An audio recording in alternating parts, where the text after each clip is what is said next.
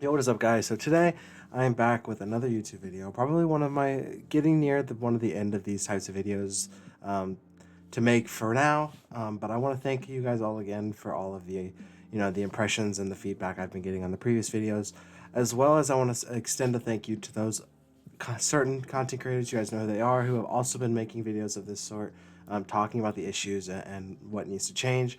I appreciate you guys making those types of videos. Hopefully, we're getting the devs' attention with this. So today, I am going to be going through max level PvP specifically. So I want to preface this by saying every single one of my opinions is purely from max level PvP standpoint.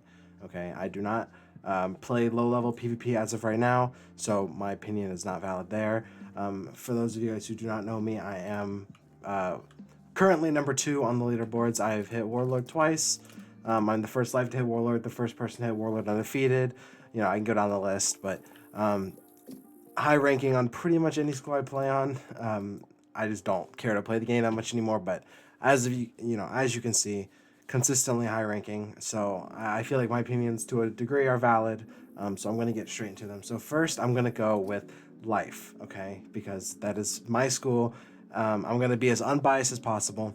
The issue, there's two main issues, okay, with life school right now, okay, and then I'm going to tell you the one strength that a lot of people will see as issues, but I do not. I disagree. So the one thing that is really good right now about life specifically is the fact that we are in a very trap heavy meta with the introduction of universal traps on betrayal and delusion, okay, and obviously in a trap heavy meta, the school with by far the best trap counters in the game is going to be good, okay. That's by definition just how it is. The 55 blades are a little extreme, so maybe like a 40 blade or so is fair. But I think it's just part of the sacrifice. These spells are not supposed to be spammable, you're supposed to be able to be punished for this, and I think that this does it very well. These two track counters specifically. The two gripes I have about life is, one, I for the most part have the best gear that you can have for each piece, and I have 90 outgoing. Now you can get upwards of like 110 if you run certain pieces of gear and have perfect stats for life. And the issue with that is pretty much every single life spell has a 600 heal attached to it. If I don't have Goat Monk, but if I did, I'd be using it. But as you can see, like all of these like offensive spells also have heals attached to them, which can be very overpowering trying to play against. But I do not think this is the issue with life, okay? And the reason I do not think this is the issue is because the counters to this are very real. Trust me, I play against them almost every single game I play. There are multiple very, very good counters. One of which is Contagion, which you can carry inside. I'm going to the death school to show you guys the counter specifically. Infects, like single infections, do not really work as well anymore because of all of these spells that exist can take off single infects, and like you're taking away a minimal heal. But death also has threefold fever and doom. Now I'm bringing up if I can find it. Yeah, doom and threefold fever. The reason I'm bringing these up specifically, even though there is a better counter right here, which I will get into in a second, is because these are 2 pip spells, meaning all you have to do to be able to cast these is switch to a death pip, and then the next round you can use it as if you had a mastery for almost no loss. Okay, and the counters they do exist. For those who do not know, threefold fever puts on 3 minus 50 infects. Doom and Gloom is a bubble that is a minus 50 infect. And then the way Contagion works is it takes off, like, let's say I use a Wings of Fate, right? And it puts a 600, for 680 damage OT on them for damage and a 680 heal on me. If they use Contagion, it will take off my 680 heal, so the heal will be gone, and it will put on 2 minus 80 infects. Okay? 2 same stacking minus 80 infects. That is what Contagion does. This is probably by far the best heal counter because a lot of lives are using most of their heals. They don't have to use Satyr because all they have to do is hit you and they're getting these 700 heals back. So the issue with that is I can so easily run just, 8 weakness counters in main. I carry 3 inside and 3 shuffles. So I have, if I can do math, about 35 weakness counters total that are available to me for almost zero, suspense. I'm not giving anything up to run these because all I have to do is run this, and then let's say I use a glacial fortress. Okay, let's say for example, you have traps on me. I tranquility. Okay, you use contagion for my tranquility, and then I have too much anti effects. I do glacial fortress, and then you betrayal because it gives me shields, and then I just tranquility again, and the heals even more. If you know what I'm saying. So that is probably the biggest issue with life is how unpunished lives can just carry an entire line of weakness counters and just heal. That's pretty much the only complaint I have is the counters do not always work against the highest skilled life. You can carry no matter how many effects you carry, especially against me. For the most part, no matter how many infects, contagions, dooms you carry, I can still outdo them. I have 9 bubbles in main, and I have 3 reshuffles, so I can win bubble. I have upwards to 35 weakness counters, so I can take off infects. So the issue is just how unpunished you can carry weakness counters. There needs to either be a limit to weakness counters, or you need to reduce, how good they are. To be quite honest, anything along that. That's my total, opinion on how to change life. Okay, so I'm just gonna hop into the next school, and I'm gonna go with death. So the thing about death, specifically, is any school that is weakness heavy, like death is. You have putrefaction, you have grim, you have headless. If you were to get the spellments, you can use wraith. All of these weaknesses are so easily countered. So schools that carry delusion are naturally going to be able to counter you very well. And the problem with death is the most spammable spell in the game, which is Doomoni, which does an absurd amount of damage. On top of the fact that you also can run upwards to like 180 death damage, with perfect stats, is this spell does a lot, but at the end of the day, it doesn't drain. So when you're fighting schools that have 100 resist, because a lot of people are still continuing to set for death, you're not getting, the only way you're getting drain value is Scion, which you're not getting. No one's giving you a Scion because everyone carries Delusion and Fortress and Vex, or Vaughn. So death is kind of forced to play very linear, meaning win bubble, maybe get an aura up, get a virulence, and then just strike and try to hit as hard as you can, which it's not fun. You kind of have to play like that in order to play death. You can't reliably use the Jin because blades are not as easy to keep anymore, and Grim Reader is fantastic, but there's just death really only has one path to play. So I'm not saying death is a bad school to play by any means, but it is extremely linear, and if you fight someone that not only can counter everything you're doing, but also might have 100 resist, you're kind of screwed from the start, which is the biggest issue with death. And that's a lot of the issues that pretty much every school has, is that they're forced into playing to 1 or 2 strats, which are set for widely. So I'm going to get straight to the next one. I'm going to go straight to Myth. And I'm going to show you guys probably the only bad thing about Myth right now. Myth has fantastic cells. They have the best gen in the game. They by far have the best gen in the game. I think that's safe to say. The problem with Myth is, one, they don't have minions. A lot of their school identities run minions, which are currently disabled in PvP. Barbarian Saga, which has been their best shad, is no longer really viable because of how many how many OT counters there are. So even if you run this at the highest level, you're giving up most of the base damage to get a deferred OT, which can very easily be countered.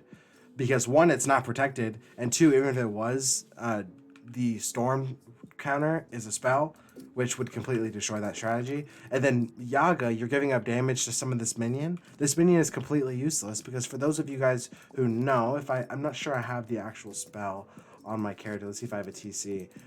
But Grindel's Immense, which has been like the calling point for that minion since it switched from Satyr. The Yaga minion was supposed to be able to grant those amends, but currently it cannot because since it's a lore spell, it now requires a myth pip, and these minions do not get school pips. So that minion does not have Grendel's amends anymore. So it's completely useless. So not only are half your spells minion based, like Dimension Shift, and then all of these minions that myth gets, but you can't even use it because well, you can use the spell obviously, but the minion is pretty much non-existent. And also, from what I've heard, is Troll Spellment does not work correctly. It does not clear two. From what the card art shows, every single one shield it gives you is supposed to give you a 25% boost to your overtime that it's detonating. But from what I've heard, it does not. So that is another issue with Myth is their spell elements. Minnow is overtuned, to be honest. This should not be giving a 35 trap. It's unfair, in my opinion, because it clears the shields first and then hits. It makes no sense. Let me see. That's pretty much all. Stone Colossus is extremely good if you want to counter. If you're playing a school that has a lot of trap counters, you can use this as a separate weakness counter instead of just illusion. So Myth isn't a good place, except for the fact that the best calling point for Myth, and all since Roshambo has came out, is that their best two Roshambo cards are now universally used by everyone. So there's honestly no point in really playing Myth unless you're doing Trap and Blade stacking and going for Gen or Scion. The Myth Gen and Scion are extremely good with those two spells because you can just shield twice. You can just try shield twice on a Myth and get an 1800 base spell. Or if you're trap stacking, you can use Betrayal and stuff like that to just get a Myth Scion, which does 1800 base. It does a lot. But yeah, the biggest point is why even play Myth? Because your two best spells are used by other schools. Alright, pretty much every school. So now I'm gonna get into balance. So I'm pretty sure everyone is gonna know what I'm about to say about balance. The only thing about balance has a very good trap, two very good trap counters. They have a very good shad, two very good shads. Mockenspiel still does a lot. Is the new Lemuria, or not Lemuria, sorry, the new Novus spell that balance got. So it is essentially, 7 pips of value. You're getting a triple hit that's doing the same amount as Hydra, except for on the very back end. And the hard thing about this is you can't just tri-shield. When you're countering Hydra, all you have to do is Ellie shield, and it's basically rendered useless. But this, you can't set for this. If you Ellie shield, you're still getting open to 2 hits. If you Spirit shield, you're getting still open to 2 hits. And if you tower, you're still open to 2 hits. Which is very problematic, and it gives you a pip back. So it's 7 pips of value for effectively only 3 pips. And as you guys have seen, this spell does a lot, because while it is true that the Firehead on the Spellmental Hydra does way more, the problem is the final hit for this spell is balance, meaning you can buff it way easier on a balance than you can a Hydra. You can get maybe a punishment or you can get a magnify or a stool bubble or anything, and it'll buff the final hit. So it's way easier to cast and get the boost, and it's half the pip cost. So, and anyone who plays right now knows how big of an advantage having this spell is. On top of the fact that you have Lore Master still, which is incredibly good, especially in this meta, and you still have Mana Burn, which speaks for itself. So balance is in a really good place. I think all that needs to happen really is maybe tone down the scale spell, maybe take the pip off, or change the condition for when you get the pip. There's so many different ways you can change the spell to make it more balanced. But that's kind of the only problem I see right now. And on top of that, maybe adding a different pet that balance can use. This is really the only viable pet in terms of item cards that balance can run. Everything else just kind of gets outpowered by other schools. So maybe another pet with different item cards would be nice, so people aren't forced to do raids for the pet. But that's kind of all I can say about balance. So now I'm gonna get into the next few schools. So first, I'm gonna go with Ice. Now this also speaks for itself completely. Probably the dumbest spell that they've added in a long time, which is Colossus. Speaks for itself. Takes off 3 shields off yourself. So let's say you could tri-shield, and then it puts on essentially 3 ice feints on your opponent, 65% traps, and then hits after. So even if both people are wide open with 0 buffs and you cast this spell, it is going to give you a 65% buff. On top of the fact that ice can pretty consistently run 140 plus damage and get this spell, it does way too much, and it reduces the effectability of Roshambos, because after the spell is casted, there's only 2 traps left. Meaning, Roshamboing it off, you're losing value, opposed to if it hit before and then put the 3 traps on. And it would make, and 65, no matter how, whether the traps come before or after, is ridiculous. 40 is the most it should be, especially for ice. I see why they did this, because if anyone remembers, ice used to have 50 blades, or 45, 50 blades back in like 4th age and beyond, and earlier. So I understand where they're going with giving ice the best buffs, but giving ice the best buffs when they already have 76 res, pretty much on the minimum, and upwards of 150 damage is ridiculous. It makes no sense. The spell should not exist. It's like they have probably one of the best single shads in the game. They're the best blade counter school, in my opinion, next to death. Probably the best blade counter school. And just, they have 76 res. I mean, there's really no beating this. You throw on a ward and you're basically immune to whatever school you're playing against. You can literally be immune with shield pens to any school. So that's the issue with ice. There's really just one very glaring issue is Colossus, and Ice Scion is an extremely high base damage spell, which, again, I understand why it's like this, but ice should not be getting a 2,000 base spell, especially when their school identity basically is shield spamming. There's no reason that I should have a 2,000 base damage spell. It doesn't make sense. 800 non-conditional, max 1,600 doubled would be balanced, in my opinion, especially because of how easy spells like this are to set up. So that's my main issue with ice. Pretty much assuming everyone agrees with that. So next time we get into Storm, the problem with Storm has always been that you have to play offensive. You are forced into basically one strategy. Storm healing is very outshadowed now because of how many people carry the death, heal counters for life. You will just get caught up in the crossfire. There is no issue with Storm spells. Every single Storm spell, Catch of the Day is insane. Storm has one of the highest base damage shads in the game. They do an absurd amount of damage. They get 50 pierce. And I don't have the PvP set up because I don't play Storm. On this account, I do play Storm on my other account, but they get upwards to 50 pierce, 170 damage. The issue is that their health has been pretty stagnant since 130. They've only had about 8,500 HP with about 50 res, which makes Storm very susceptible to dying first. So no matter how hard you hit, you have to play offensive. And in a meta where schools like Ice have such high base damage spells along with high buffing spells, they're competing damage with you. Ice and Storm are competing damage if they can get these Gambit spells off. And an Ice will still have 4,000 more HP, and they'll have 28 minimum more resist than you. So the main issue with Storm is they either need more HP or you have to nerf every other school.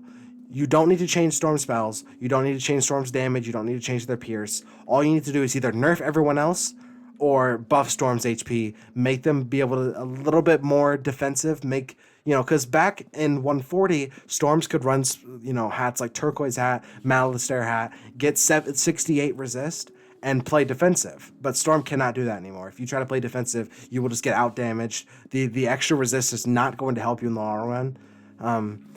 They just need to be more modernized, Storm. So now I'm going to get into Fire. Now, a lot of you guys will agree with my issues with Fire, obviously. Now, Fire does not have Potent. The PvP enchant Potent trap is banned in PvP, as you guys can see, so that effectively nerfed trap stacking. And a lot of people carrying trap counters now is also going to be an indirect nerf to trap stack Fire, just because if you only have, main deck fuel and then like an item card fuel from the Corgi pet or, Roadhog or whatever, if your traps get countered consistently, you might get to the point where you can only have one different trap on someone and be trap countered, which is a big issue, except for the fact that a lot of people will argue that trap stacking should not be a viable strat, which I can see the merit to. But Also, trap stacking is buffed by the fact that you do have Betrayal. Smells like Betrayal. I do not have it on my fire, but you guys know what it is. It'll be a buff, and you can use spells like the Fire Gen to very easily just play around trap stack, Betrayal, maybe a S'more into a gen. And Fire's kind of forced to trap stack because aside from 5 pips S'more, which as a lot of you guys will see does not do a crazy amount of damage, on top of the fact that Fire stats in PvP suck, they probably have the worst stats in the game.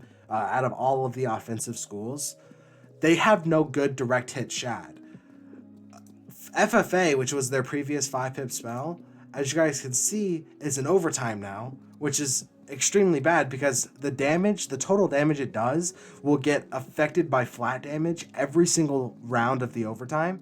So it's like a direct hit shad, except you can take however much flat damage someone has, but multiply it by 5. And then you can obviously see the issue. So if I have 100 flat damage, or 100 flat res, this is going to take 500 damage off of the spell base after the stats are included, when normally it should only take 100 off. So that's the biggest issue with that, aside of the fact that a lot of people are carrying the Storm overtime counter. So if you want to try to play OT Fire, you're going to get, if I can find the spell, Oni's Attrition, which will pretty much ruin your strategy.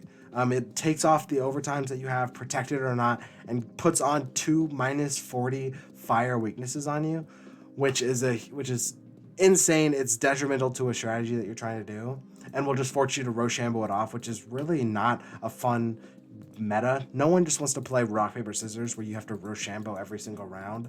It's just not fun, right? And I don't think anyone will enjoy that, which is why in my previous videos I've said that PvP is very stale right now, and that I do not recommend anyone get into it, because it is literally rock, paper, scissors, but with wizard cards. That is what you're playing. So yeah, I hope you guys enjoyed the video. If you guys have any other interesting, topics or something to add to any of these schools, please feel free to comment. I do look at all the comments, and I appreciate all of them. You guys can also DM me on Twitter or on Discord. Both will be in the description. And I will see you guys in the next one.